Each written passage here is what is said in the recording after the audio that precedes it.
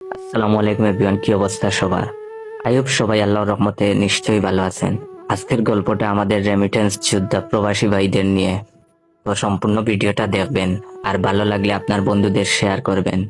যখন দেশের বাইরে প্রথম প্রথম আসলাম, তখন রবিন নামের এক বাংলাদেশি ভাইয়ের সাথে রুম শেয়ার করে থাকতাম। একদিন রুমে এসে দেখি উনি লাগেজ গুছাচ্ছেন। আমি হেসে বললাম, দেশে যাবেন? তখন দেখি ভাই তো মহা খুশি। রবিন ভাই লাগেজের চেনটা লাগিয়ে হাসি মুখে বলল, ভাই, 8 বছর পর দেশে যাচ্ছি, মনে তো আনন্দ হবেই। ছোট বোনটাকে এতটুকু দেখে এসেছিলাম, আর এখন তারই বিয়ে হয়ে যাচ্ছে। বোনটা যখন আমাকে দেখবে, খুশিতে যে কি করবে এটা ভেবেই আমার চোখে পানি এসে যাচ্ছে। রবিন ভাই হাসি মুখে কথা বলছিল, অথচ আনন্দে ওনার চোখে জল জল করছিল। এমন সময় রবিন ভাইয়ের বাবা ফোনে ওনার কাছে জানতে চাইলো, কিরে, শুনলাম তুই নাকি দেশে আসবি? রবিন ভাই হাসি মুখে ওনার বাবাকে জানালো, হ্যাঁ বাবা, আসবো। ছোট বোনের বিয়ে, বড় ভাই কি না এসে পারে? অপর প্রান্ত থেকে ওনার বাবা বললেন, তোরে শুধু শুধু এত টাকা খরচ করে আসতে হবে না, বিয়ে ঘরোয়া পরিবেশেই হবে। তাছাড়া নতুন জমি কিনেছি, টাকা পয়সার একটা বিষয়, তাই আসার দরকার নাই।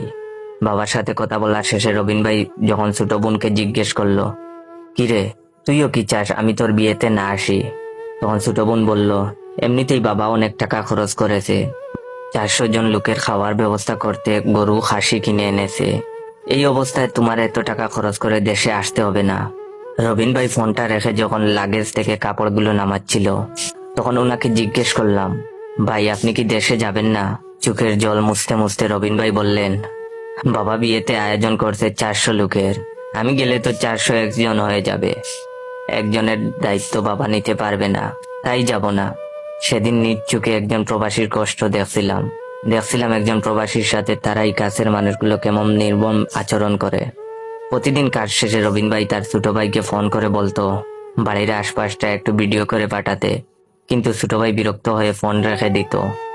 অথচ সেই ছোট ভাইকে কয়েকদিন আগে রবিন ভাই বাইক কেনার টাকা পাঠিয়েছে। আমি যখন নতুন আইফোন কিনলাম, তখন উনি আইফোনটা হাতে নিয়ে বললেন, এটাই তাহলে আইফোন যার জন্য মানুষ এত পাগল? তখন আমি বললাম, আপনিও তো একটা আইফোন কিনতে পারেন, কি একটা ফোন ব্যবহার করেন, অর্ধেক ভাঙ্গা। উনি হেসে বললেন, কিনবো একটা আইফোন ছোট বোনের জামাইয়ের জন্য। আমি ওনার দিকে তাকিয়ে মনে মনে ভাবতে লাগলাম, সব প্রবাসীরা কি এমন হয়, যারা নিজের জন্য একটুও ভাবে না? প্রতিদিনই রাতে রবিন ভাই খুব কাশতেন। একদিন ওনাকে বললাম, ভাই এবার অন্তত একটা ডাক্তার দেখান, আপনার শরীরের অবস্থা তো খুব একটা ভালো না। উনি কাশতে কাশতে বললেন, এখানে ডাক্তার দেখাতে যত টাকা খরচ হবে, সেই টাকা দিয়ে বাবা নতুন একটা জমি কিনতে পারবে। আমি তখন রেগে বলতাম, তাই বলে নিজের জন্যই কিছুই করবেন না? উনি এসে বলতেন, কয়েকদিন পর ডাক্তার দেখাবো, আসলে ছোট ভাইটা নতুন ব্যবসা করবে, তার জন্য আলাদা টাকা পাঠাতে হবে। এই অসুস্থতার কারণেই রবিন ভাই একদিন হুট করেই পরপারে পাড়ি জমান। ফোনে যখন ওনার বাবাকে বিষয়টা জানালাম, তখন উনি খুব কান্না করছিলেন।